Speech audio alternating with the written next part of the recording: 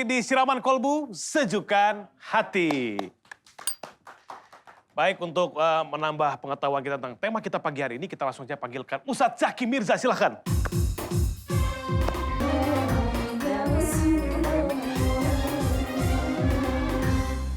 Ustadz, tema kita ya, ketika beritikaf harus di rumah, yang memang mungkin berbeda pada akhirnya ya. Silakan langsung tausiahnya, Pak Ustadz. Ustadz, izin? Ya, silakan, Ustadz.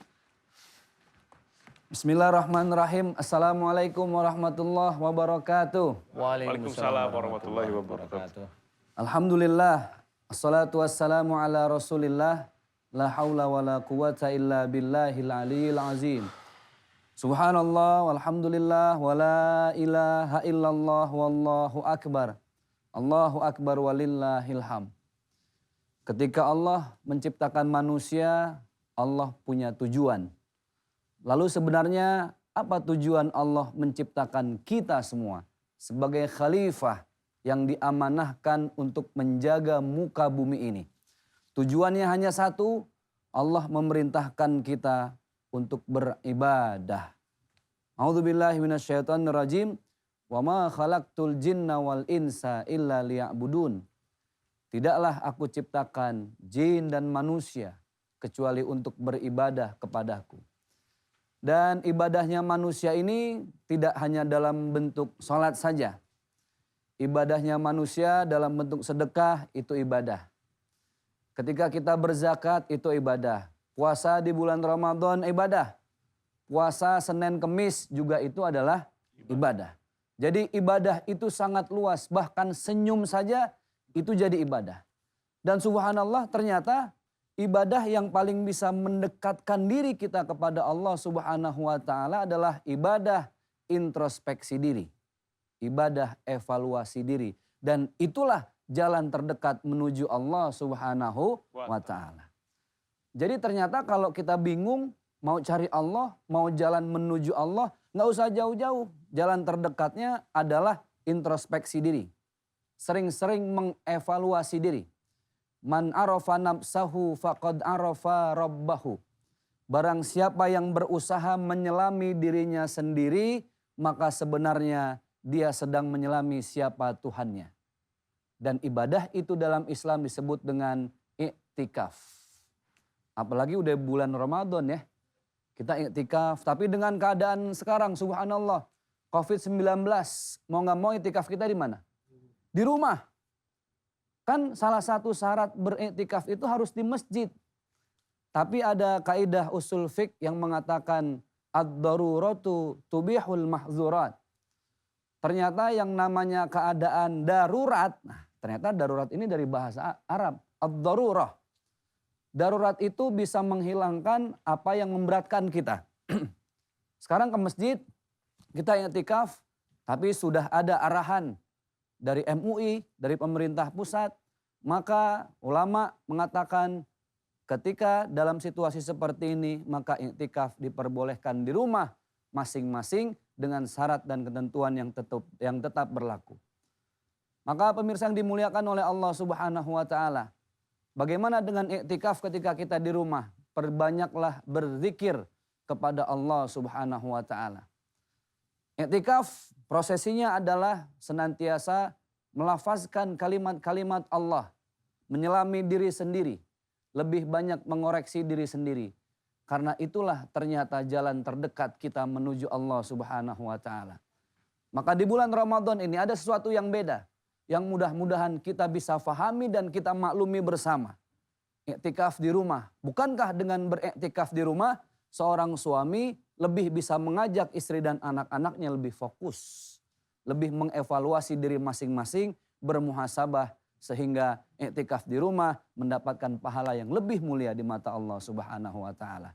Mari kita perbanyak zikir dalam i'tikaf kita, ajak istri dan semua anak-anak kita untuk mengingat Allah dan mengevaluasi diri masing-masing. Semoga bermanfaat. Wassalamualaikum warahmatullahi wabarakatuh. Waalaikumsalam warahmatullahi wabarakatuh. Subhanallah, tepuk tangan lu dong. Sekarang saya akan panggilkan bintang tamu kita, tepuk tangan untuk Dinda Permata. Silakan. Salam. Ya, Dinda.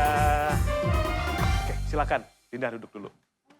Waalaikumsalam warahmatullahi wabarakatuh. Dinda, apa kabar? Alhamdulillah. Dinda ini pemirsa merupakan salah satu finalis KDI tahun 2009 ya. Dinda boleh dong sedikit aja nyanyi buat pemirsa di rumah? Oh nyanyi. Lagi di Siraman Kolbu, Sejukan Hati.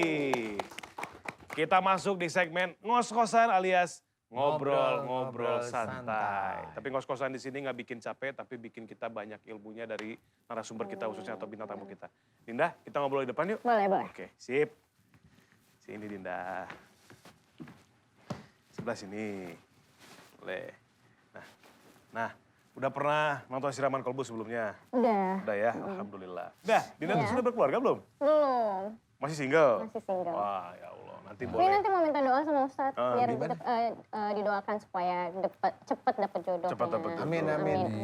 Amin. Dinda, Heeh. sebagai penyanyi dari 2009, sudah menekuni penyanyi dari KDI. Iya. Pernah ada mengalami masalah fisik nggak? Keluhan fisik apa mungkin dengan suaranya? Misalnya, suara tiba-tiba hilang nih, apa pita suara kenapa pernah? Pernah pita suara hilang. Jadi waktu itu Dinda sempat kampanye gitu kan. Itu hilang, cuma Dinda pikir karena memang makanan Dinda sih. Cuma itu lumayan lama Kak. Dinda hampir sebulan waktu itu kehilangan suara. Cuma masalah itu tapi udah beres udah diobatin, selesai. Cuma Dinda pernah tuh kurang lebih 3 tahun yang lalu jatuh tuh pakai heels Pak Ustadz.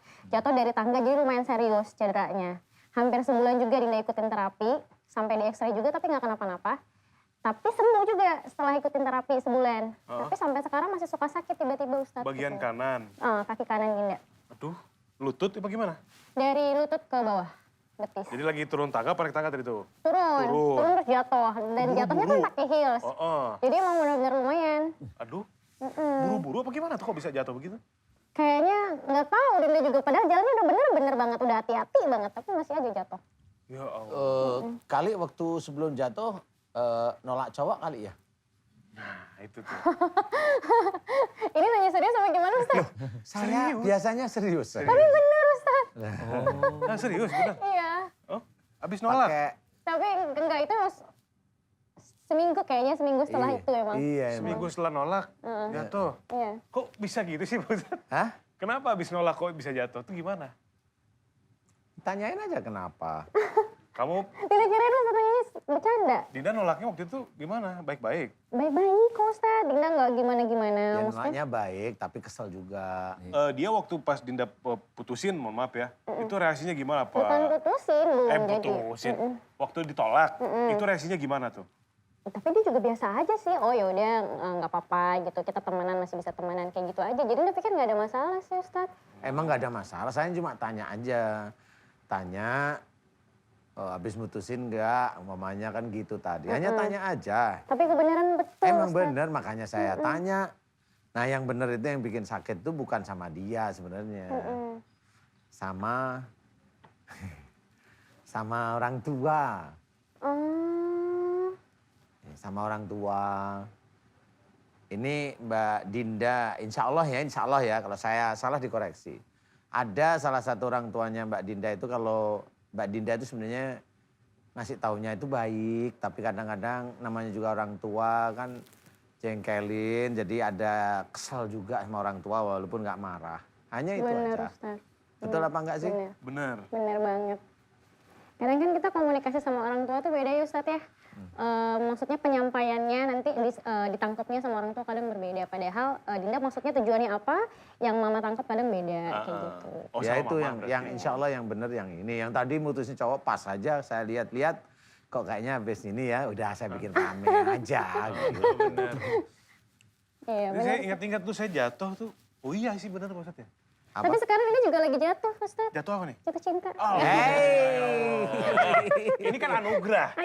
Cinta itu anugerah Allah ya Pak Ustadz ya. Iya, bener. Merasakan jatuh cinta itu tidak semua orang bisa merasakan. Sama siapa? Sama Allah makin cinta maksudnya. Alhamdulillah. Oh ini ciri nih, ciri soleh. Cirinya Ciri dulu, soleh. ciri-ciri. Iya. Jadi sama ibu khususnya pernah ada rasa ketika berkomunikasi memang karena berbeda cara dengan orang tua, udah dengan cara yang halus tapi mungkin kok belum paham gitu atau ada gimana? Sebenarnya Ada nih, salah penafsiran. Salah penafsiran. tapi boleh nggak sih Dinda sampaikan Oh ya Ustaz? boleh, Ya boleh dong. lah. Jadi Kan Dinda udah tuh jelas pernah- nih saya bilang itu sama orang tua. Kan jelas sekali Iya, Coba Ustaz. silakan. Mudah-mudahan juga Mama kan nonton ini jadi sedikit mengerti gitu. kalau Dinda sama Mama hubungannya baik-baik aja Ustadz. Dan Mama tuh memang pengerti